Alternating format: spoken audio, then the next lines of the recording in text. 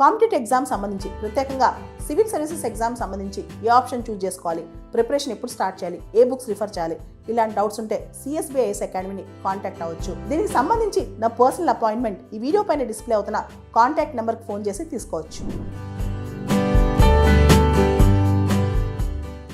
భారత సుప్రీంకోర్టు నిన్న రేప్ అటెంప్ట్కి సంబంధించిన ఒక జడ్జిమెంట్ ఏదైతే అలహాబాద్ హైకోర్టు ఇచ్చిందో ఆ జడ్జిమెంట్ని, ఆర్డర్ని పక్కన పెట్టేసింది. ఆ రిమార్క్స్ను తప్పు పట్టింది. ఆ జడ్జి చేసిన కొన్ని వ్యాఖ్యలపై చాలా తప్పు పట్టింది భారత సుప్రీంకోర్టు. సుప్రీంకోర్టు మార్చి 17 ఆర్డర్ ఏదైతే అలహాబాద్ హైకోర్టు ఇచ్చిందో దానిపైన స్టే ఇచ్చింది. దానిలో కొన్ని వ్యాఖ్యలు ఉన్నాయి. అలహాబాద్ హైకోర్టు ఇచ్చిన ఆర్డర్లో వ్యాఖ్యలు ఉన్నాయి. ఇది యాక్చువల్లీ ఒక మైనర్ పైన సెక్షువల్ అసాల్ట్. 2 అబ్బాయిలు ఆ మైనర్ బాలిక పైన సెక్షువల్ అసాల్ట్ చేశారు. Grabbing the breast of a minor అంటే ఒక మైనర్ విక్టిమ్ యొక్క బ్రెస్ట్ని గ్రాబ్ చేయటం లేదా ఆవిడ పైజ్మా తీయటం ఇవన్నీ కూడా రేప్ కిందకి రావు అని వాళ్ళు చెప్పారనమాట. అలహాబాద్ హైకోర్టులో జడ్జిమెంట్లో రాసింది. దీంతో సుప్రీంకోర్టుకి చాలా కోపం వచ్చింది. సుప్రీంకోర్టు ఈ కేసు సంబంధించి జస్టిస్ గవాయ్ ఎవరైతే అలహాబాద్ హైకోర్టు సింగిల్ బెంచ్ ఉందో రామ్ మనోహర్ నారాయణ్ మిశ్రా ఆయన ఆ జడ్జి ఇచ్చిన ఆర్డర్ని తప్పు పట్టారనమాట. ఈ మొత్తం ఆ వ్యాఖ్యలు ఏవైతే ఆడపిల్ల పైన అంటే అది రేప్ అటెంప్ట్ కిందకి రావు, ఆవిడ బ్రెస్ట్ పట్టుకోవడం కానీ ఆవిడ పైజ్మా తీయటం కానీ ఇవన్నీ రేప్ కిందకి రావు అని చెప్పిన ఏదైతే ఆర్డర్ ఉందో చాలా ఇన్సెన్సిటివ్గా ఉంది. ఆర్డర్ చాలా ఇన్హ్యూమన్గా ఉంది అని చెప్పి సుప్రీంకోర్టు చెప్పిందనమాట. ముఖ్యంగా దానిలో మైనర్ బాలిక యొక్క ట్రామా, 2 వ్యక్తులు ఆవిడ పైన సెక్షువల్ అసాల్ట్ చేసినప్పుడు అమ్మాయి ట్రామా గురించి దాని గురించి కంప్లీట్గా ఎటువంటి సున్నితత్వం లేకుండా అలహాబాద్ హైకోర్టు ఈ ఆర్డర్ పాస్ చేసిందని ఆర్డర్ పైన స్టే ఇచ్చింది సుప్రీంకోర్టు అనమాట. మొత్తంగా థాట్ఫుల్ అంటే నవంబర్ 2024లో ఈ జడ్జిమెంట్ రిజర్వ్ అయింది. మార్చి 17వ తారీఖున జడ్జిమెంట్ ఇచ్చారు అలహాబాద్ హైకోర్టు. 4 నెలల టైంలో అంటే జడ్జి ఏదో స్పర్ ఆఫ్ మూమెంట్ సడన్గా ఈ జడ్జిమెంట్ ఇవ్వాల, బాగా ఆలోచించి థాట్ఫుల్ కన్సిడరేషన్ ఆఫ్ ఫ్యాక్ట్స్ కేసులో ఏం జరిగిందో మొత్తం ఎగ్జామిన్ చేసి ఇచ్చారు. జడ్జిలా వ్యాఖ్యలు చేయడం తప్పు అని చెప్పి కూడా సుప్రీంకోర్టు తప్పు పట్టిందనమాట. యాక్చువల్లీ ఈ కేసు అనేది నవంబర్ 10, 2021లో జరిగింది. ఒక ఇన్సిడెంట్ అనమాట. ఆ ఇన్సిడెంట్ తర్వాత 2022 జనవరిలో ఆ తల్లి ఎవరైతే మైనర్ బాలిక ఉందో తల్లి అప్లికేషన్ పెట్టిందనమాట కోర్టు కింద, పాక్సో చట్టం కింద, IPC కింద పెట్టిందనమాట. తర్వాత 2022 మార్చి 2022లో ఈ కేసు కంప్లైంట్ కూడా తీసుకున్నారు. ఫైనల్గా 2024 నవంబర్లో ఈ కేసు ఫైనల్ ఆర్డర్కి ఉందన్నమాట. దానికి 4 నెలల తర్వాత జడ్జిమెంట్ వచ్చింది అలహాబాద్ హైకోర్టులో. సో కేవలం అమ్మాయి బ్రెస్ట్ పట్టుకున్నంత మాత్రాన, కేవలం అమ్మాయి లోయర్ గార్మెంట్స్ తీసినంత మాత్రాన రేప్ కిందకి రాదు అని జడ్జి లాంటి కామెంట్స్ చేశారు. అయితే ఇక్కడ జడ్జ్ చేసిన కామెంట్స్ ఖచ్చితంగా తప్పే, చాలా ఇన్సెన్సిటివ్, ఇన్హ్యూమన్. అయితే మనం ఇంతకుముందున్న IPC Indian penal code section 375 కానీ లేదా ప్రస్తుతం ఉన్న భారతీయ న్యాయ సంహిత 2023లో ఏదైతే కొత్త చట్టం వచ్చిందో BNS దాని కింద సెక్షన్ 63 కానీ చూస్తే కనుక దానిలో రేప్ డెఫినేషన్లో పెనిట్రేటివ్ సెక్షువల్ అసాల్ట్ అని ఉంటుంది అనమాట. సో ఏ విధంగా అయినా మహిళల పైన పెనిట్రేషన్ చేస్తేనే అది రేప్ కిందకు వస్తేనే ఆ డెఫినేషన్లో పూర్తి స్థాయిలో ఉంటుంది.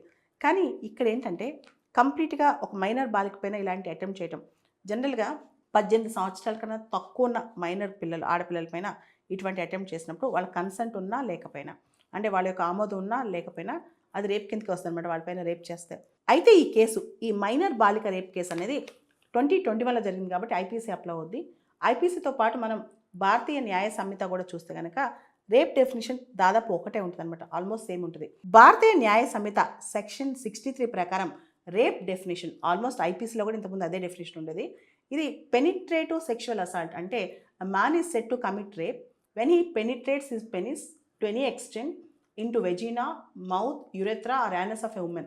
ఇలానే ఉంటుంది అనమాట. అంటే ఆ పెనిట్రేషన్ అనేది రేప్కి డెఫినేషన్లో కంపల్సరీ ఉండాలి అని చెప్పి దానిలో ఉంటుంది. అదేవిధంగా మైనర్ బాలిక మీద రేప్ జరిగినప్పుడు with or without consent, minor బాలిక మీద ఇలాంటి సెక్షువల్ అసాల్ట్ జరిగినప్పుడు ఆవిడ కన్సెంట్ ఉన్నా లేకపోయినా అంటే 18 సంవత్సరాల లోపు ఉంటే కన్సెంట్ ఉన్నా లేకపోయినా అది రేప్ కిందకే వస్తుంది అనమాట.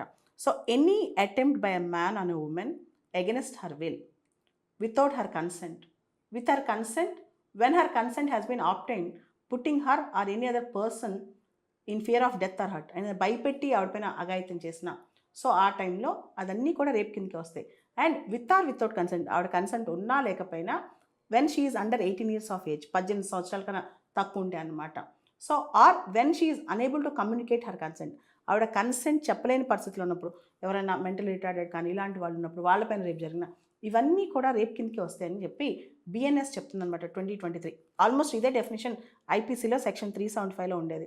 అయితే ఇప్పుడు ఈ డెఫినేషన్లో మనం చూస్తే ఏదైతే వీళ్ళు చేశారో అది ఎగ్జాక్ట్ డెఫినేషన్ కిందకి రాదు, కానీ అంతకంటే హేయమైన చర్య ఆ మైనర్ బాలిక యొక్క ట్రామా చూసుకుంటే. కాబట్టి ఇలాంటి రేప్ డెఫినేషన్స్ అనేవి కేస్ టు కేస్ మారాలన్నమాట. అంతేగాని అన్నిటికీ కంప్లీట్గా ఎగ్జాక్ట్గా లెటర్ ఆఫ్ ద లా వస్తుందా లేదా అనేది ఇంపార్టెంట్ కాదు, spirit of the law important. అంటే ఆ లాలో ఉన్న స్ఫూర్తి ఇంపార్టెంట్, అక్షరాలు అక్కడ పెనిట్రేటివ్ సెక్షువల్ అసాల్ట్ జరిగిందా లేదా అనేది కాదు ఇంపార్టెంట్. ఇప్పుడు సుప్రీంకోర్టు స్టే ఇచ్చిన ఈ Allahabad minor victim sexual assault కేసులో యాక్చువల్లీ అలహాబాద్ హైకోర్టు జడ్జి ఏమన్నారంటే దీనిలో ఎటువంటి పెనిట్రేషన్ జరగలేదు ఈ కేసులో, ఆ అమ్మాయిని కంప్లీట్గా డిస్రోబ్ కూడా చేయలేదు, అలాంటప్పుడు నేను ఏ విధంగా దీన్ని రేప్ అని చెప్పగలను చెప్పి పాక్సోలో సెక్షన్ 18 చట్టం కూడా దీనికి అప్లై చేయలేదు. పాత ఐపీసీలో సెక్షన్ 375, 376 దీనికి అప్లై చేయలేదు. కాబట్టి వాళ్ళు చేసిన తప్పు పూర్తి స్థాయిలో రేప్ కిందకి రాదని చెప్పడాన్ని ఆయన కేవలం లెటర్ ఆఫ్ ద లా తీసుకున్నాడు. అంటే లాలో 376, 375 ఐపీసీలు ఏమున్నాయి, అదేవిధంగా పాక్సో చట్టంలో సెక్షన్ 18లో ఎగ్జాక్ట్గా లెటర్ ఏముందో తీసుకున్నాడు, కానీ ఇక్కడ స్పిరిట్ తీసుకోలేదు. దాంతో సుప్రీంకోర్టు కోపం వచ్చింది. అంటే ఇలాంటి చాలా హేయమైన చర్యలో చాలా జాగ్రత్తగా అతను ఇంటర్ప్రిట్ చేసి ఉండాల్సింది. జనరల్గా సుప్రీంకోర్టు ఈ స్టేజ్లో స్టే ఇవ్వదన్నమాట, కానీ ఆ స్టేజ్లోనే హైకోర్టు ఇచ్చిన ఆర్డర్ పైన స్టే ఇచ్చిందనమాట. కాబట్టి ఇలాంటి సెన్సిటివ్ కేసెస్ జరిగేటప్పుడు మనం కూడా, సమాజం కూడా చాలా జాగ్రత్తగా ఇలాంటి సెన్సిటివ్ కేసెస్ విషయంలో జాగ్రత్తగా ఉండాలి. ఇలాంటి అసాల్ట్ జరగకుండా స్ట్రిక్ట్ పనిష్మెంట్ పడేటట్టు చూడాలి.